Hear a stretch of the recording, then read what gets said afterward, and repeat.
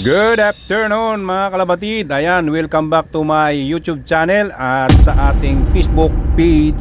Ayan mga kalapatid, may nakahanda na naman tayong trap mga kalapatid. Pero bago ang lahat mga kalapatid, ay papakita ko muna sa inyo yung ating dalawang breeder dito mga kalapatid. May itlog na. Problema yung ating ginawang nest nila ay medyo manipis yung kanilang bahay-bahayan mga kalapatid. Yung pugad nila mga kalapatid, karton lang kasi nilagay ko.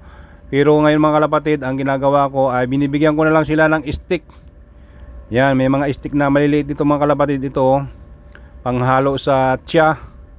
Ayan mga kalapatid, kinukuha ni Balbon at binibigay niya dun sa kanyang asawa para gawin nilang pugad mga kalapatid. Ito si Balbon mga kalapatid, yung ating balbong abuhin. Napakaganda mga kalapatid na kalapatin to. Kaya dito ko ginawa ng pugad mga kalapatid, kasi pag sa platform sila nangingitlog ay hindi natin nababantayan yung kanilang mga anak, at pag umaalis tayo mga kalapatid ay hindi na mapakain, kawawa yung kanilang mga anak mga kalapatid. Kaya ang ginawa ko, kinulong ko muna sila mga kalapatid para yung kanilang anak ay mababantayan natin mga kalapatid.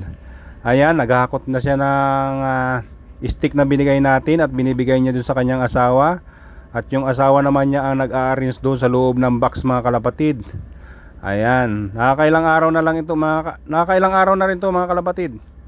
1 week na rin siguro ito. Malapit na rin yan mga kalapatid. 18 days lang na mga kalapatid, mapipisa na yan.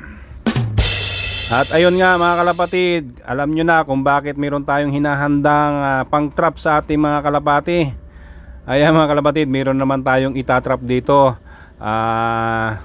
Abang-abangan na lang nyo mga kalapatid kung ano yung matatrap natin dito na gagawin na naman natin na breeder mga kalapatid.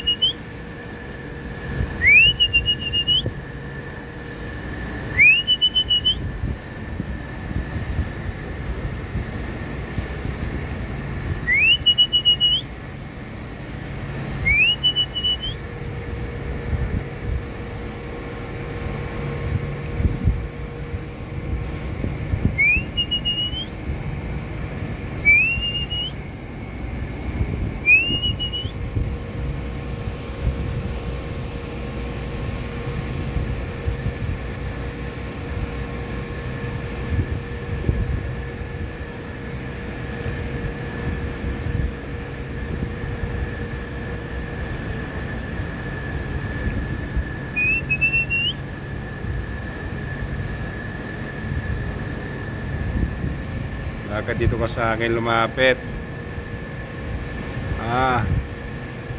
Lolo ikaw, pasawahin kita kay Colette.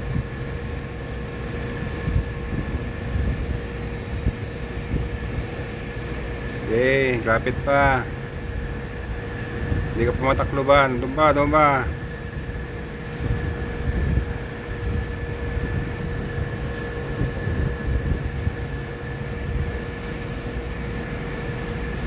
Nako, pag nasagi yan kaluloko.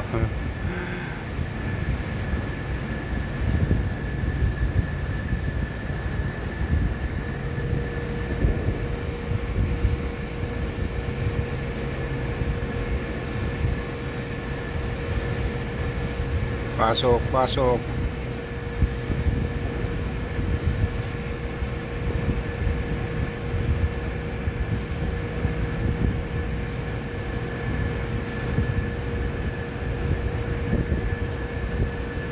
Naku, lumabas pa. Naku.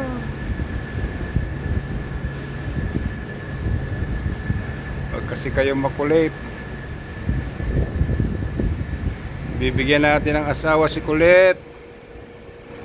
Bato-bato.